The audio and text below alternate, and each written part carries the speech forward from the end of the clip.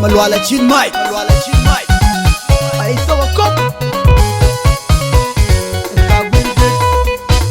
bol jat na le jo ES Production.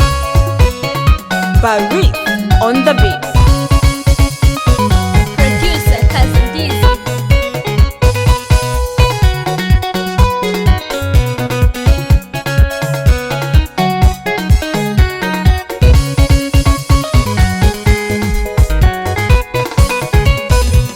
Yanom jal mum tabi oga jem tin bai panda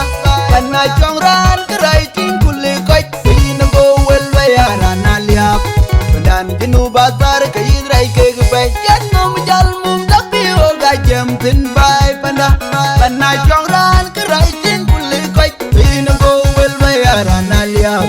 Pandan jinu basar kai drai ke gbai Ebelan bi o bai guir Menen chaben rel pin panden gachin nim loy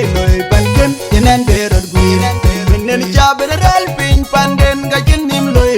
panken yenen berod guir Menen ben juel goy put mag bain kir chola tabrut bain dan chinatu ko chuyong jala kir mayar ben palkam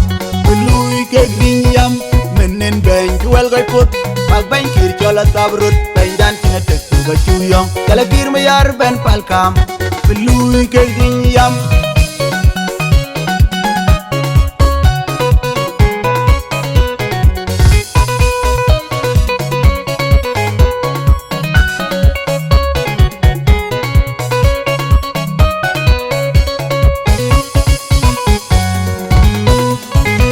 Rindan yam, rinjrod jad kagar, rindan jirod jad kangi kang nang peloy, kagwir geg nang peloy, awiro ok panabun, keg bay yakim ku bud bay, loy shirkat ka keg bay cholatwen, kalagir mayar ben palkam,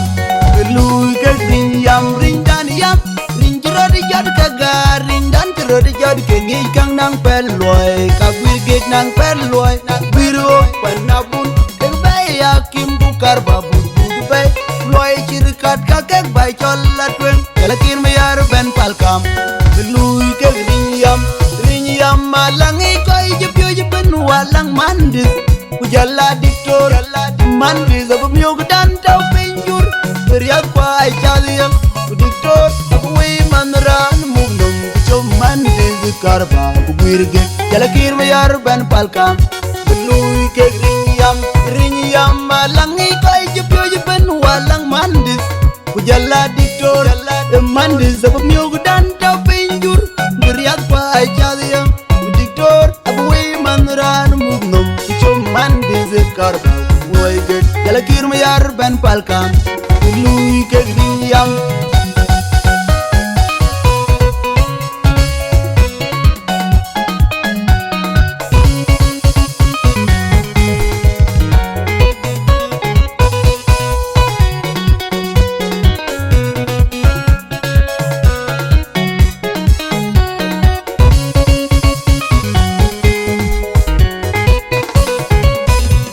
Yanom jal mum tabi oga jem tin bai panda Pana chong ran kerai ting kuli koi Tina go wel bayara na liap Pandan jinu basar kai drai ke gbai Yanom jal mum tabi oga jem tin bai panda Pana chong ran kerai ting kuli koi Tina go wel bayara na liap Pandan jinu basar kai drai ke gbai Ebelan bi o bai guir Menen chaben rel pin panden gachin nim loy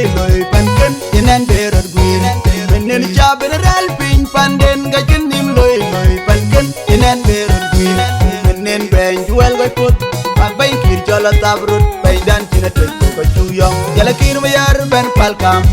lui ke grinyam Menen ben juel goy put mag bain kir chola tabrut bay dan chinatu ko chuyong jala kir mayar ben palkam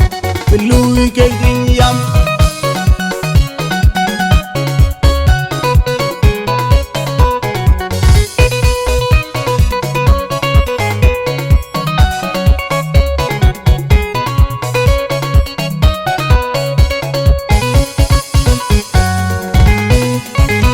Rindan yam, rinjrod jad kagar, rindan jirod jad kangi kang nang peloy, kagwir geg nang peloy, awiro ok panabun, keg bay chola twen kala gir ma yar ben palkam lui ke ring dan yam ring jiro di jad kaga ring dan jiro di jad ke ngi kang nang pel loy ka wir ke nang pel loy nang biro panabun ke baya kim bukar babu budu bay loy chirkat ka ke bay chola twen kala gir ma yar ben palkam lui ke ring yam malangi koy je pyo je ben walang mandis Ujala diktor mandi zabu miog dan tau pinjur beriak pai caliang diktor abu wi manran mugnom bicho mandi zikarba ubirge kala kir mayar ben palkam lui ke rinyam malangi kai jepyo ben walang mandis Ujala diktor mandi zabu miog dan tau pinjur beriak pai caliang diktor abu wi manran mugnom mandi zikarba woyge kala kir ma yar ben palkam lui ke rinyam ay to ko boy nariya zela wala chin mai kala kir ma yar ben palkam